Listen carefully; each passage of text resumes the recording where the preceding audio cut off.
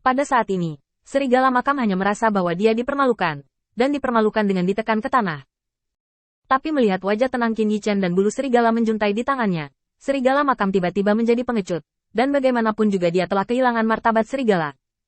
Apakah itu di bawah Lord of Light atau di bawah Flinland, apa yang diinginkannya pada dasarnya tidak berubah. Secara komparatif, di bawah Flinland, sudah menunggu terlalu lama, dan dia belum menunggu apa yang diinginkannya. Lebih baik datang dan mencobanya di bawah Qin Yichen. Lagi pula, bahkan jika ada peluang nyata, orang yang menekannya di depannya jauh lebih kuat daripada orang yang dipukuli olehnya, dan Qin Yichen lebih yakin untuk merebutnya. Meskipun dia enggan di dalam hatinya, tubuh serigala makam itu cukup jujur, dan dia meludahkan lidah merah mudanya ke arah Qin Yichen. Tuanku, semuanya sudah beres. Bahkan jika Anda meminta saya untuk bergabung dengan kuil penguasa cahaya, itu akan baik-baik saja. Bisakah urusan menantu itu dimasukkan ke dalam agenda sesegera mungkin? Qin Yichen geli dengan kata-kata Tum Wolf.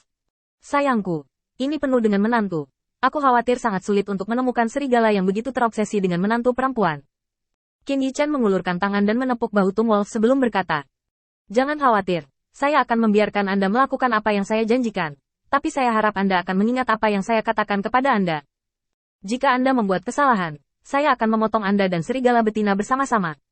Tum Wolf mengangguk lagi dan lagi. Qin Yichen berdiri, dan tiba-tiba, dia berbalik untuk melihat serigala makam lagi. Katakan padaku apa persyaratanmu dan apa yang kamu suka? Begitu Tum Wolf menyebutkan ini, dia langsung tertarik. Gemuk. Mata Qin Yichen melebar. Gemuk. Sial, betapa indahnya kata sifat ini. Serigala makam tidak menyadarinya, dan berkata pada dirinya sendiri. Itu menjadi gemuk.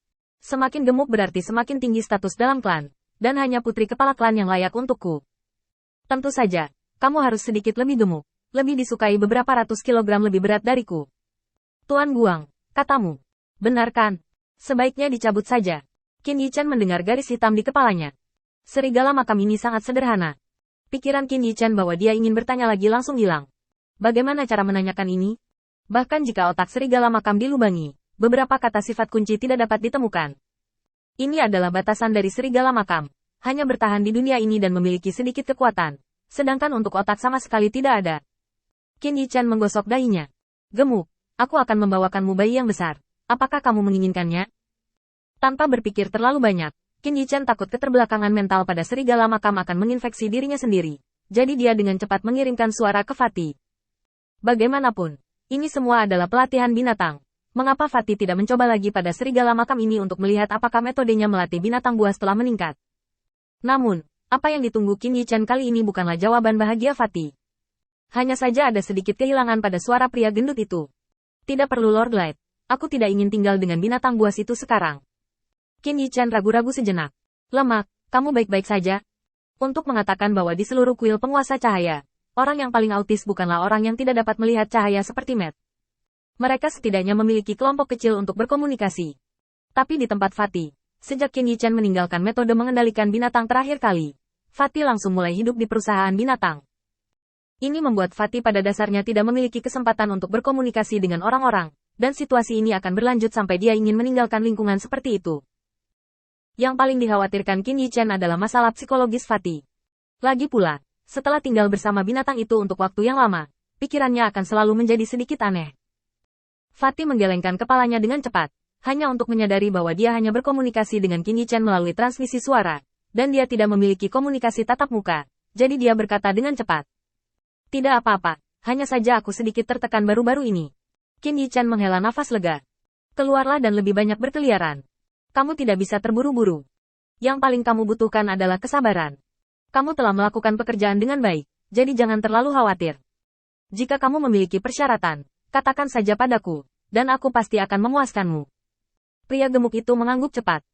Tuan Cahaya, jangan khawatir. Jika saya memiliki sesuatu untuk dilakukan, saya akan menjadi orang pertama yang memberitahu Anda. Qin Yichen memandang serigala makam di depannya dengan ringan, dan kemudian melihat kota pedang di bawah, merasa bingung untuk sementara waktu. Apa yang harus dilakukan saat ini? Apa yang harus saya lakukan dengan serigala makam? Apakah dia benar-benar ingin membawanya bersama saya? Jika Flynn pergi, itu akan baik-baik saja. Tapi sekarang Flinland masih hidup. Jika dilihat saat itu, Flinland tidak bisa mencukur dirinya sendiri. Tepat ketika Qin Yichen penuh dengan keterikatan, serigala makam langsung menyusut tubuhnya dan berubah menjadi anjing hitam kecil. Meskipun dikatakan bahwa anjing hitam kecil ini masih memiliki keganasan serigala, terutama matanya yang penuh dengan cahaya ganas. Tapi itu sudah cukup. Qin Yichen mengambil serigala makam di sebelahnya, dan melihat lebih dekat. Apakah kamu melihat orang lain seperti ini? Tung Wolf dengan cepat menggelengkan kepalanya. Tidak, Lord Light, ini adalah ketulusan saya kepada Anda. Ini adalah kemampuan terakhir saya. Mengubah bentuk, bagaimana menurut Anda? Ini adalah kartu truf dari kartu truf saya. Ini disebut 1000 perubahan. Qin Yichen memiliki garis hitam di wajahnya dan langsung meraih mulut serigala makam. Oke, tutup mulutmu sekarang. Aku akan meminta seseorang memberimu pelajaran yang bagus ketika aku melihat ke belakang, dan melihat hal-hal aneh apa yang terjadi dalam pikiranmu. Qin Yichen menjatuhkan kata-kata ini, dan kemudian terbang bersama serigala makam. Dengan kembalinya Qin Yichen, kepala Jiexin mendung dan tidak menentu. Untuk sementara, dia khawatir serigala makam di tangan Qin Yichen akan meletus, tetapi untuk sementara tidak ada kekhawatiran seperti itu sama sekali. Singkatnya, suasana hati Jian seperti gelombang, gelombang demi gelombang. Saat Qin Yichen jatuh, dia berkata kepada Jian. Kecelakaan kecil, bukankah seharusnya itu mengacaukan bar kita, kan? Qin Yichen memiliki senyum di wajahnya, yang tenang, dan Jian langsung tenang. Oke, mari kita lanjutkan. Mereka berdua duduk di depan meja anggur lagi kali ini. Suasana di tempat kejadian jelas sedikit menyedihkan, terutama setelah para prajurit melihat anak anjing di samping Qin Yichen. Hati mereka selalu gelisah, dan mereka tidak melakukannya. Bahkan tidak berani bernapas. Terlalu keras. Melihat reaksi semua orang, Qin Yichen tersenyum sedikit dan berbalik untuk melihat Jian. Kalau begitu mari kita lanjutkan. Di mana kamu mengatakan sebelumnya?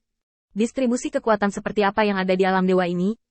Setelah terganggu untuk waktu yang lama, Jian tidak dapat mengingat di mana dia mengatakannya untuk sementara waktu. Setelah senyum malu, dia melambai ke Jia Luo. Kemarilah, Jia Luo. Tolong jelaskan kepada Lord Light, tubuhku benar-benar tidak nyaman. Garo melangkah maju dengan cepat. Ya, bawahan harus tahu bahwa tidak ada yang perlu dikatakan, dan tidak ada yang perlu dikatakan.